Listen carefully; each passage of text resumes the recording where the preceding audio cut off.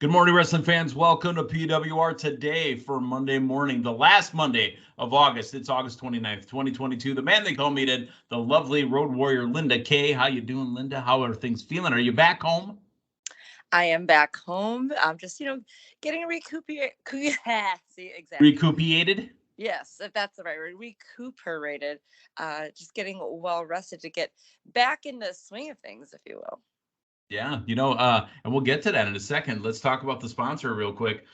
What did you see down at OVW over the weekend? How many shirts? Did you take count? I know you're ring announcing and doing everything else down at OVW, but I mean, did you see all the collar and elbow shirts down there? I saw a plenty.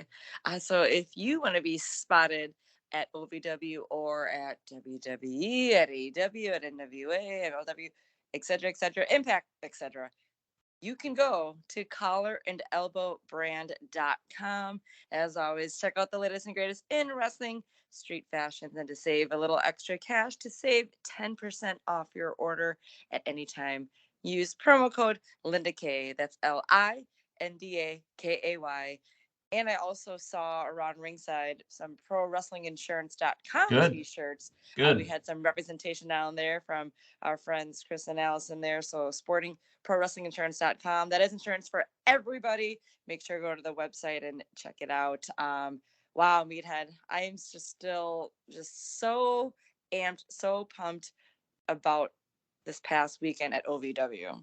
Yeah, so OVW was huge this last week, and we're going to get into all the stuff from Friday Night Wrestling as well as you unzip your book and get ready to give us all the notes. But first, we want to hear about OVW. Well, I was not unzipping a book. I was zipping my hoodie because I'm just getting so excited talking about OVW from the weekend. It's the morning. If this were a late night show, Linda, we could say what you're really doing, but let's keep it PG while people are eating cereal. Alrighty. Well, we had our huge end of summer pay-per-view called The Big One. Meathead. We were sold out. I mean, we were pulling chairs. Davis Arena, right? Yes, from the historic Davis Arena. We were pulling chairs out of every nick and cranny and orifice. Yeah. Yes, to make sure everybody. Well, the pun is pulling the chairs out of my ass. There you go. Yes, to make sure everybody in attendance could get a seat. I don't. My voice is kind of back. It's been a little raspy. I can't fully accentuate as much as I was. I was just going a lot at the top of my lungs, just trying to get everything out because the crowd was so hot, so amped. If you haven't caught it yet, we had a special presentation, I should say, on Fight that was offered as far as a summer special, where it was just pretty much $5 to view both pay-per-views from August OVW, but then it was announced it was for free. So I would go back and go to Fight TV, watch the big one back, everyone. I'm telling you, I know our good friend Josh Chernoff was down there from Fight TV as well. He was getting it taken care of, right? Did he have a special tie on? He did. He had a special OVW tie on. So, nice. Shout out there for Josh Chernoff and his coverage throughout the pay-per-view as well. Our good friend Josh. For those who don't know, Josh was part of our video cast team. Josh is part of the family, honestly. Yeah. I mean, even though it was short-lived, Josh Chernoff is part of the Pro Wrestling Report, so PWR. Yeah. It was the Pro Wrestling Report Today video cast. I think video cast, is that the right word? It was that era that we don't. Yeah, the era. Right. Yes. However, great to see Josh there and his coverage of the big one, as well as our team from OVW, the talent, the crew, production, the office, the announce team. As again, my voice is very hoarse, but man, it was tremendous. We had 10 huge matches. We had lots of stipulations. We had a Hell's Gate match as the first ever match between the Fallen, Bankroll, Crixus, and Luscious Lawrence. It was 8-man. I'm a Ronnie Roberts guy. Oh yeah, well he is a part of the tag team champs. Him and Damone Salavino, part of the Fallen, and it was a match where all four corners had a weapon of choice. So once, I believe it was like every 60 seconds, someone could come into the match, and once all 8 men were in, that was when anyone could go climb the posts and try to get down the kendo stick that was hanging. There was a glove with metal on it. We also had a barbed wire wrapped chair. highly, Nobody was highly sitting entertaining on that match. one, right? I mean, is that why the No. chairs were light? Okay, just checking. Oh man, it was so hot in there, Meathead. I was literally sliding because the back Oh, of my so wait, wait a minute, sweat. wait a minute, wait a minute, wait a minute. It's Monday morning. People are just waking up. You're unzipping yourself and you're sliding around. What are you doing? It was a 90-degree day in Louisville, and it was a packed, jam-packed house. Wow. Yes. So, anyways, I digress. Very entertaining match with that one. I don't want to give away too many spoilers here because, like I'm telling everybody, still go back and check it out at Fight TV and on the free Fight TV app as Yep. well. That's We had FITE, by the way. Yes, thank you, and we also had our good friend Fanny Pack Kid Cal Hero. He was involved in a triple threat match as well. There were tons of Fanny Pack chants going on in the crowd. Meathead, that was awesome to hear as well. Man, I had some more interaction with James Storm, Meathead. Uh-oh. Yeah, Did it go better this time? not so much. Again, everybody going back and watch this, but there was a moment he was in my face. Let's put it that way. Yeah, and I was called in to re-announce something once again. Yeah, it was let's just say it got me off my chair that I was slipping and sliding on. So And then somebody else sat in it because you had to keep getting more chairs. I get it. All right. yeah. Yeah. So but no, just lots of great stuff, everyone. I mean, OVW, this was again the huge end of summer show. All of us, I mean, just speaking, just off camera, just our true thoughts, man. We Yeah. just thought we just felt like it was such a great show all around. We are one true family there, and I'm telling everybody, Good. OVW Good, is good. lots of big, awesome things happening there. If you haven't watched OVW in a while, it's just the product in the program has just gotten so great. Not saying it wasn't great before, but just, I mean, I started there January of last year, so being there Mhm. roughly a year and a Hey, half. let me throw Yeah. this out too. I know I saw this, and we're gonna get to some AEW stuff. Didn't I see three members of OVW on AEW TV? Didn't they get into like a trios match? Yeah, I was on Elevation or Dark Elevation. It was a 6-man tag there. We had Omar Mir, Cash Flow, and And Ryan Rocket. Ryan Von Rocket. Yeah. Yeah, we also had one half of the OVW Tag Team Champions on there as well from the Fallen.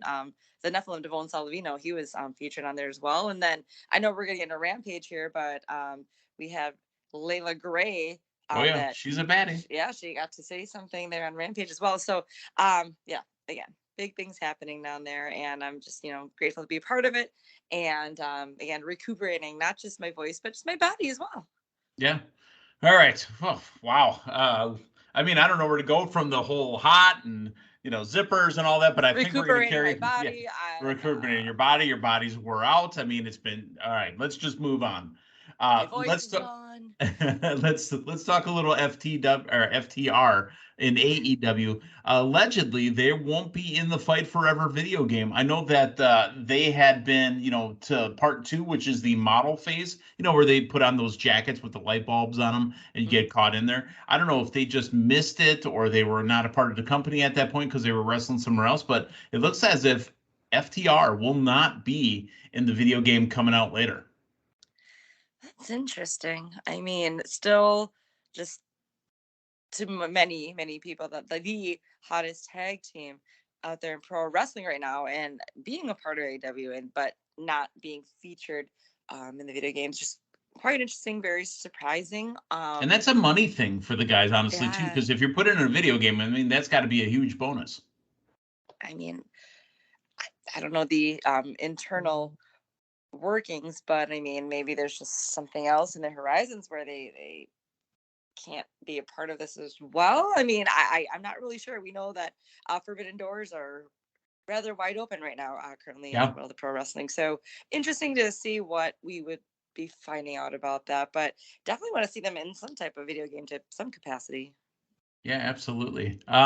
Let's get into a little bit of Smackdown from this last Friday. Now, we will not be giving spoilers for this coming Friday. The WWE Smackdown group and WWE in general, obviously, will be traveling over to Cardiff this coming week. So Smackdown for this coming Friday was taped last Friday after the live Smackdown in Detroit at the Little Caesars Arena.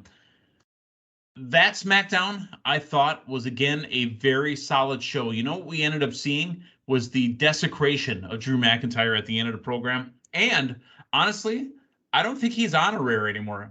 I got to say, Sami Zayn looks like a noose to me.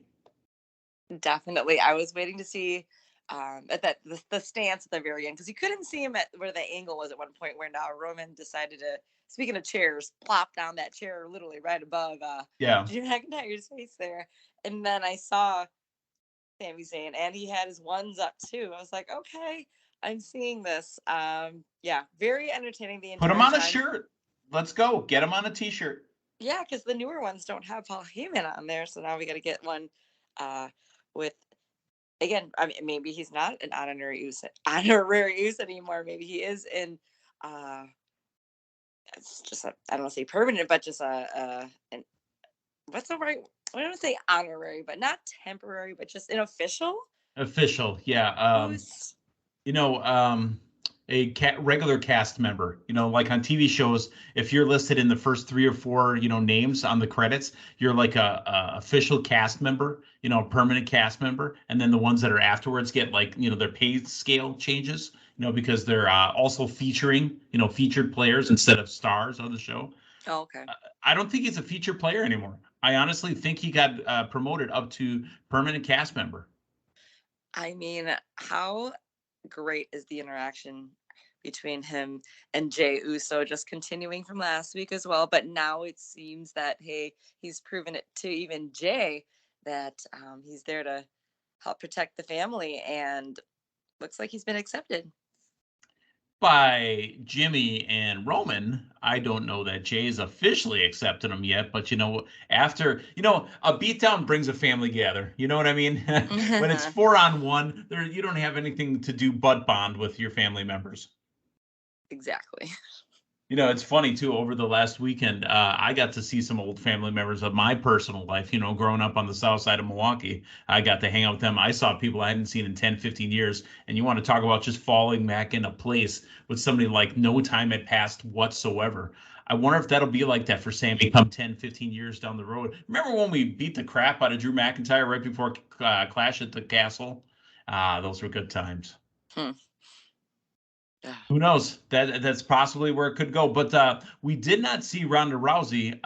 There is talk that she will be back again for this final SmackDown before we get to Clash at the Castle, in Cardiff. I absolutely loved. This time we got Killer Cross / Karrion Kross's music playing. The arena goes black and white, and he was up in a skybox cutting his promo right after the very emotional story of Drew McIntyre. Yeah. That looked great. Him and Scarlett just visually. It was a great balance. Yes. Because you know what you had? You had your heartstrings tugged, right? Watching everything going through with Drew McIntyre or Drew Gallows, as he was known at one point as well. But, you get this feel good moment and then you get it pulled away from you by Killer Kross. Yeah. I mean, I'm really glad that Karrion Kross is welcome home. Yeah. Welcome back. I'm really glad he's getting this platform to really speak again. I mean, we're going to see how great he is on the mic, and then you just have Scarlett there. I mean, she doesn't even have to say anything just because her stunning looks, and with him, like I love this, and I hope that when he does finally get back in the ring, we get that full in-ring entrance that we got to see on NXT. All right, let's bounce over to AEW, and Rampage aired on Friday night. I was wrong, Linda. In the pre-show, I told you there was 5. There was 4 matches. But again, it was 1 hour, 4 matches, and plus multiple talking segments. Again, 10 pounds in a 5-pound bag. They are jamming everything they can into Rampage. But before we get into Rampage, there's a story going around, and I wanted to save this part of the news for this moment.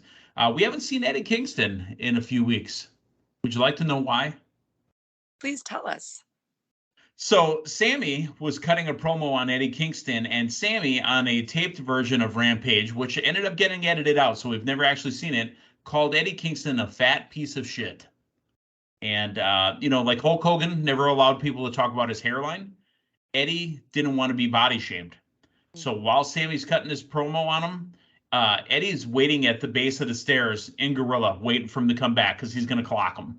And there was a huge pull apart between Eddie Kingston and Sammy Guevara to the point where he was supposed to, quote unquote, pie face him. And because he got pulled back, he ended up just brushing his face, which ended up, not being as much. But Eddie was suspended. And Eddie is having to do some anger management again because of the way things went down. Now, should Sammy have done that? Probably not. Because body shaming is a real thing, and body shaming shouldn't be part of wrestling. However, should Eddie have controlled his emotions and maybe even just not physically touched him? That would be a different deal. There probably wouldn't have been a suspension. Maybe Eddie would have been able to cut his promo on him afterwards. Who knows? But this leads to a Twitter beef. And again, this isn't something that we normally, and I use the word beef loosely, this isn't something we normally would bring up, right? We don't talk about this was said on Twitter and that was said on Twitter. We don't do that. But it's got to be said. Disco Inferno decided to jump in and make himself relevant and say something about people should stop, backing up wrestlers that say stop body shaming me, put in the work. Eddie Kingston literally said to him, look, dude, you never drew a dollar and you let Big Show fart in your face. So don't even come to me. What in a wide world of sports is going on here? That's where it's going to end, Linda. I did pretty good taking it up to the line, didn't I? Yeah. Yeah. I mean, things come to light. Don't say light and fart at the same time because boom, it'll be gone. Yeah. Yeah. I was wondering why I'm seeing some Twitter bantering regarding farting in people's faces. I now I know why. Right. I mean, which one is Terrence? Which one is Philip? You know what I mean? Fat. And neither of them are Canadian, which is ironic.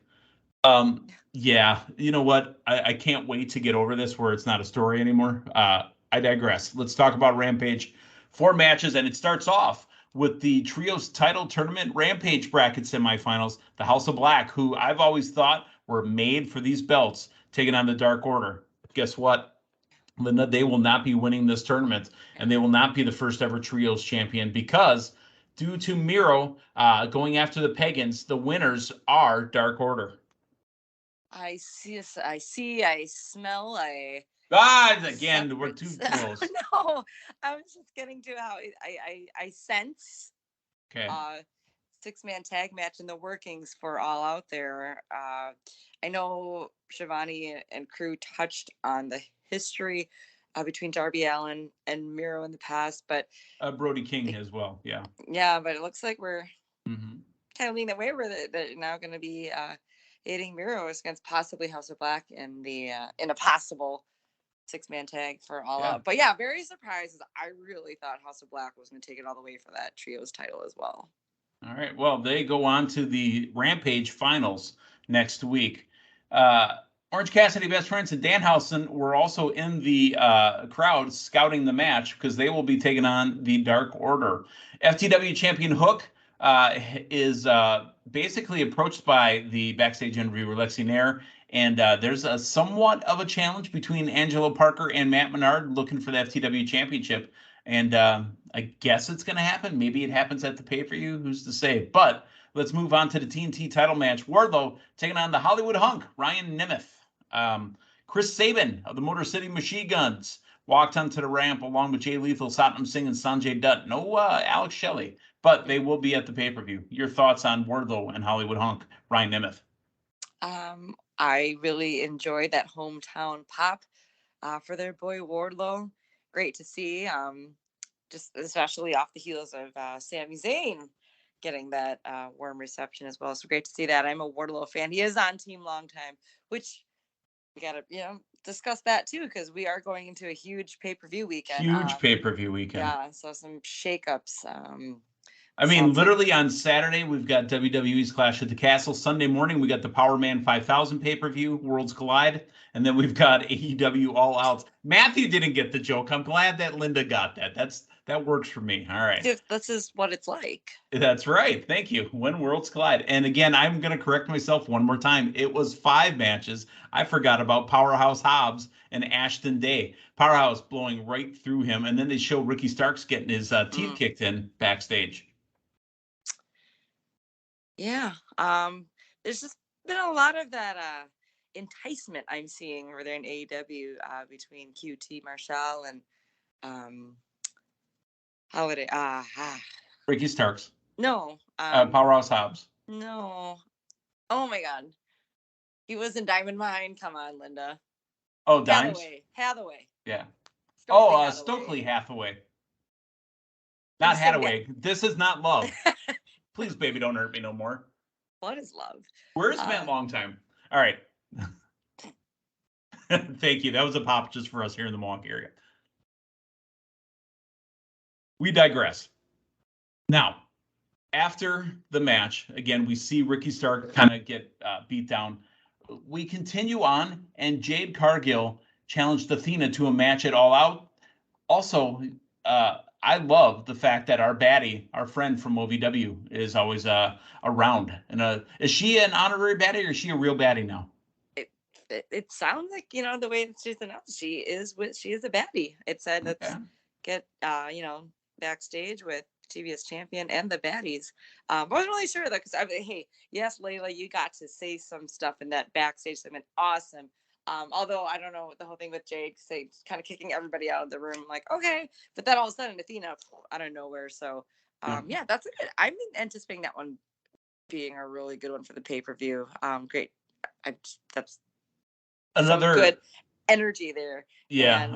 And just a fan of Athena back when she was Ember Moon as well. I thought she could just do so many great things. And I loved Ember Moon. So, and I Jade Cargill too. It's good matchup. Excited for that one. Ortiz and Ruby Soho took on Sammy Guevara and Ty Mello, not Ty Conte anymore. It's Ty Mello. They are apparently AAA mixed gender champions, and they're still mixed gender champions. Any thoughts on that match? I wondered how Ortiz got busted up out there at the very end.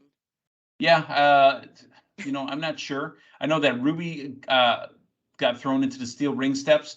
Ortiz ate a cutter at the end, but I mean, they show footage of Punk not being able to put any weight on his ankle that was just surgically repaired. So I don't know if this is a work shoot.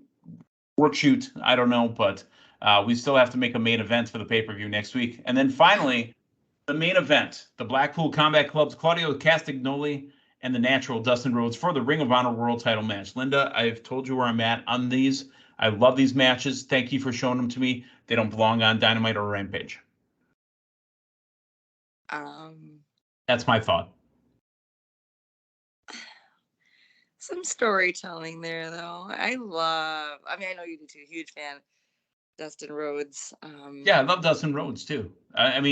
But what I'm saying is, if you have a pay-per-view to build towards the next week, and you have all these AEW storylines that need to get finished, why are we doing Ring of Honor matches? You have such limited time. Why are we doing ROH when we need to build towards your pay-per-view? Some ROH matches taking place. How it is unannounced yet, right? Yeah. No, I know where you're coming from with that. You just mentioned the footage of Punk as well. Right. This should be a huge week, because I was thinking about that too. I was thinking, well, if that match took place last week, meaning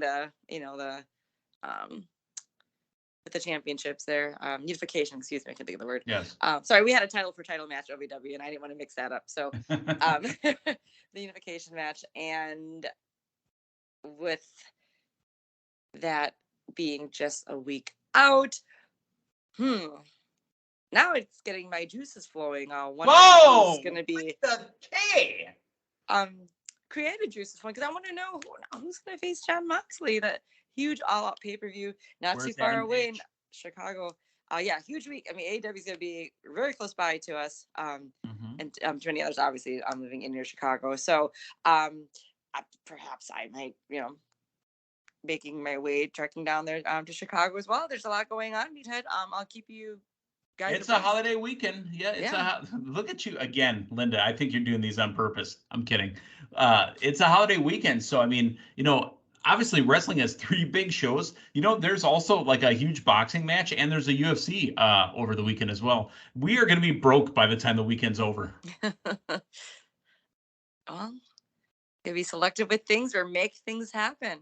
Make it happen. All right. Yeah. Wow. Okay. So, yeah, and you mentioned it. I wanted to mention this as well. PWR Fantasy Draft, the stats currently going into this week.